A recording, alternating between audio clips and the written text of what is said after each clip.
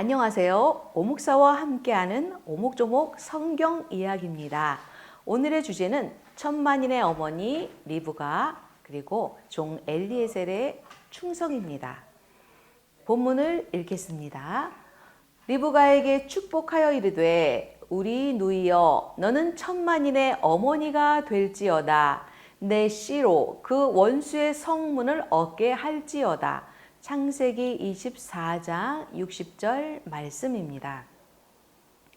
아브라함은 아들 이삭이 40살이 되자 그의 신부감을 얻어주기로 합니다.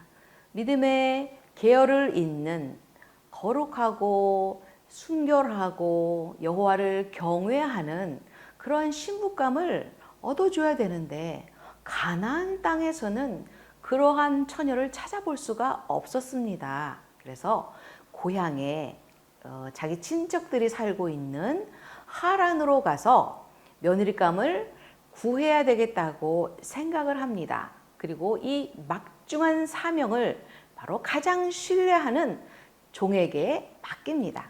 성경에는 아브라함이 자기 집 모든 소유를 맡은 늙은 종에게 이르되 여호와를 가리켜 맹세하게 하노니 너는 내 아들 이삭을 위하여 가나안 족속의 딸 중에서는 아내를 택하지 말고 내 고향 내 족속에게로 가서 아내를 택해 오너라 라고 얘기합니다.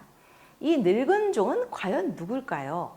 바로 50여 년 전에 아브라함이 아무런 자식 이스마엘도 이삭도 없을 때에 하나님 앞에 저의 후계자는 바로 이 다메섹 사람 엘리에셀입니다 했던 그 엘리에셀로 추정을 합니다.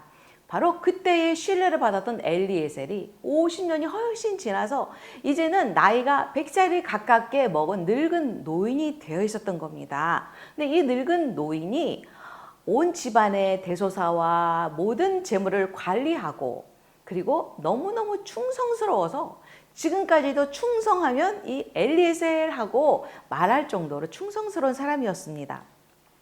늙은 종은 낙타 10마리와 종들을 데리고 또 예물을 잔뜩 가지고서 이제 출발을 합니다. 그래서 부엘세바에서 이 하란까지는 800km에서 1000km 가까이 된다고 합니다. 서울, 부산에 2번을 더 갈 수 있는 그 먼 거리를 낙타를 타고도 15일에서 20일이 걸리는 그러한 먼 거리를 이 늙은 종은 충성스러운 마음으로 낙타를 타고 갔습니다. 그리고 그 하란에 이제 아브라함의 형 나홀이 살던 나홀의 동네에 도착했습니다. 우물가 옆에서 이 엘리에셀은 기도합니다. 하나님, 우리 아브라함에게 복을 주시옵소서. 그리고 저에게 정말로 당신의 귀한 그 며느리감을 바로 만날 수 있게 도와주세요. 그런데 이 며느리감의 조건이 바로 이 2가지를 하나님 앞에 기도합니다. 첫 번째는 물을 달라고 했을 때 흔쾌히 물을 주는 처녀. 2번째는 나에게 물을 주고 이어 있는 옆에 있는 이 목마른 낙타들에게 10마리의 낙타들에게도 물을 주는 그 처녀가 하나님 기뻐하는 그 여자인 줄 제가 알겠습니다 라고 기도를 마치기도 전에 이 기도가 끝나기도 전에 해가 어스름이 지는 저녁 무렵 한 처녀가 먼저 나왔습니다. 이 처녀는 바로 누구였냐 하면 리브가라고 하는 처녀였습니다. 성경에는 그 소녀가 보기에 심히 아리답고 하고 아름답다라고 나옵니다. 토부라는 표현을 썼는데 토부는 아름답다, 예쁘다, 좋다, 선하다 이런 뜻입니다. 그 여자가 겉도 아름다웠고 내면도 아름다운 착한 그런 하나님의 자녀였던 것입니다. 그녀는 우물로 내려가서 물을 그 물동이에 가득 채워가지고 올라오는지라. 그래서 엘리에셀은 그 소녀에게 얘기합니다. 청하건대 그 내 물동이의 물을 내게 조금 달라고 부탁합니다. 그랬더니 이 리브가가 주님 마십시오, 주인님 마십시오 하면서 급히 그 물동이를 손에 내려 마시게 하고 이르되 당신의 낙타를 위해서도 물을 길어 배불리 마시게 하리다 하고 급히 물동이의 물을 구유에 붓고 모든 낙타를 위해서 물을 깃는지라. 여기 보면 급히 두 번이 나오지요. 급히라는 거는 지체 없이 바로 신속하게 지금 목마른 이 사람을 위해서, 그리고 목마른 그 10마리의 낙타들이 있는 그곳에서 또 함께 탄 그 종들에게도 물을 길어준다는 거예요. 우리가 생각할 때 그까지 물 주는 게 뭐가 그렇게 힘들어? 라고 말할 수 있습니다. 그 당시의 우물은, 우리가 생각하는 우물은 어떤 우물인가요? 네, 보통 우리가 생각할 때는 이런 우물을 생각합니다. 그냥 여기서 두레박으로 길러서 이렇게 주는 거. 그거 뭐 몇 번 퍼서 주면 되지 라고 하는데, 사실은 그 당시에는 두 종류의 우물이 있었습니다. 이런 우물과 이렇게 아래로 내려가서, 긴 계단을 내려가서 물을 떠와서 또 다시 올라와야 하는 그런 우물이 있었는데, 성경에는 리브가가 이 우물을 기르기 위해서 내려갔다가 올라왔다라고 말합니다. 그러니까 이런 우물이 아닌 겁니다. 이 힘든 이 내려갔다가 올라왔다 하는 이 우물에서 문제는 낙타가 배부르게 마시우겠다고 지금 얘기를 하고 있는 겁니다. 낙타가 배부르게 먹기 위해서, 다른 말로 만족할 만큼 먹기 위해서는 얼마만큼의 물이 필요할까요? 낙타 한 마리는 보통 50에서 100리터의 물을 먹는다고 합니다. 그러니까 1.5리터 페트병 35병에서 70병. 그 35병에서 70병이면 얼마나 그 물입니까? 문제는 낙타가 한 마리가 아니라 10마리가 지금 대기하고 있다는 겁니다. 그러니까 1.5리터 페트병 한 350개에서 700개?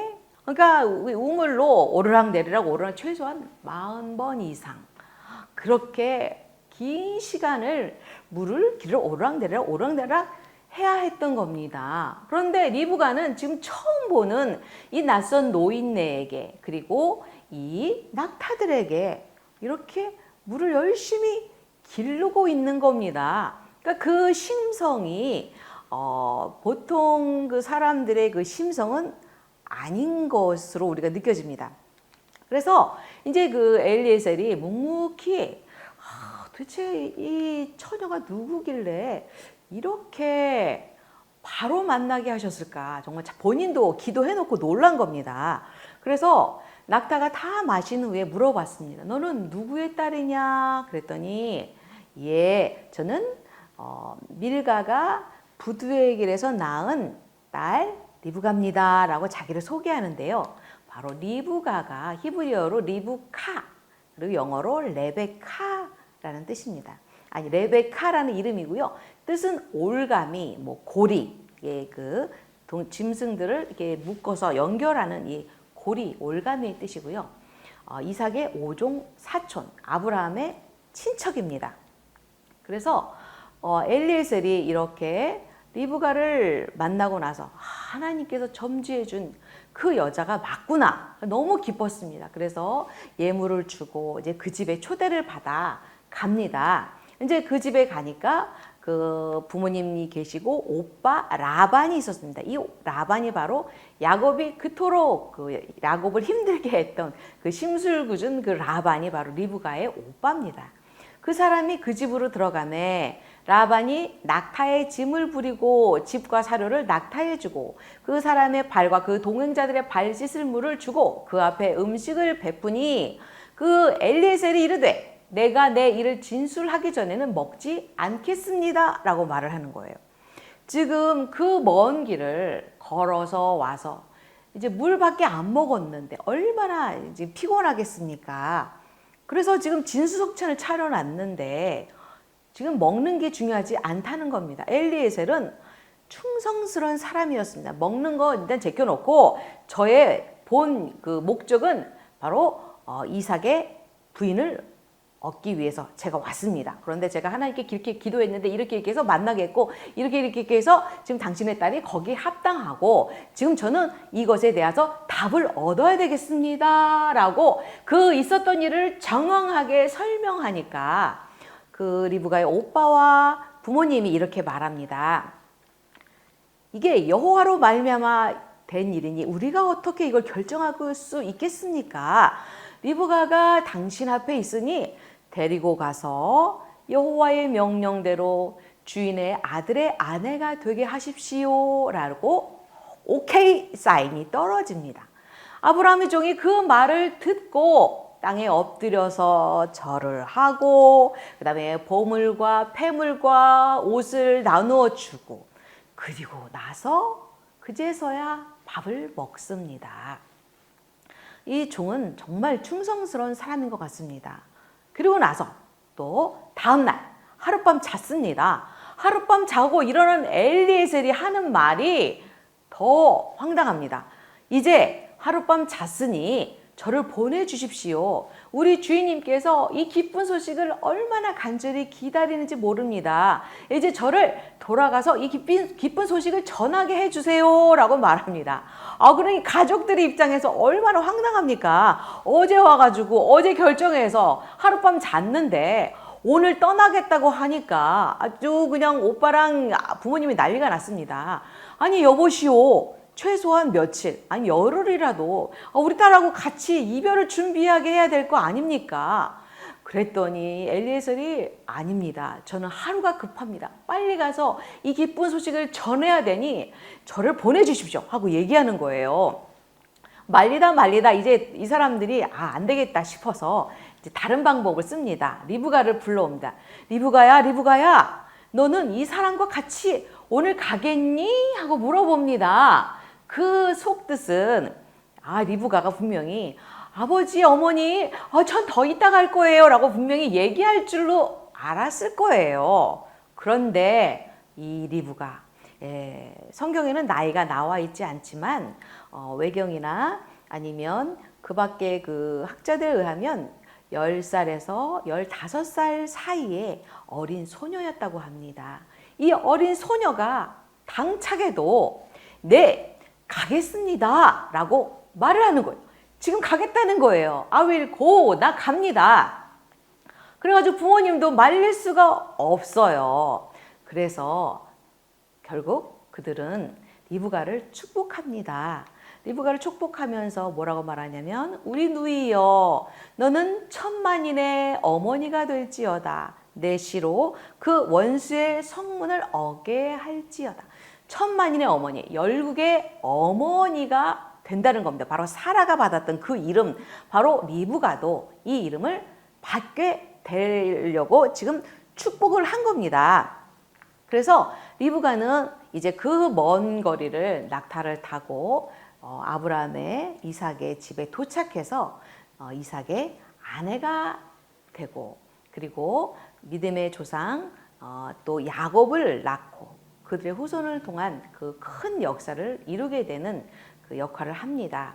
우리는 이 엘리에셀의 기도를 통해서 천만인의 어머니의 자격 조건에 대해서 성경이 말하고 있는 것을 보게 됩니다. 성경은 이 두 번에 걸쳐서 창세기 24장에 걸쳐서 이 내용이 두 번에 반복됩니다. 바로 이 조건, 이삭의 부인의 조건. 바로 첫 번째는 바로 나에게 물을 주는 것, 두 번째는 낙타들에게 주는 것. 이것은 바로 이웃에게 아주 친절한 겁니다. 친절을 베풀고 두 번째는 이 미물인 생명체, 동물들까지도 사랑으로 돌보는 아주 인자하고 따뜻한 마음씨를 가진 여자가 한다는 겁니다.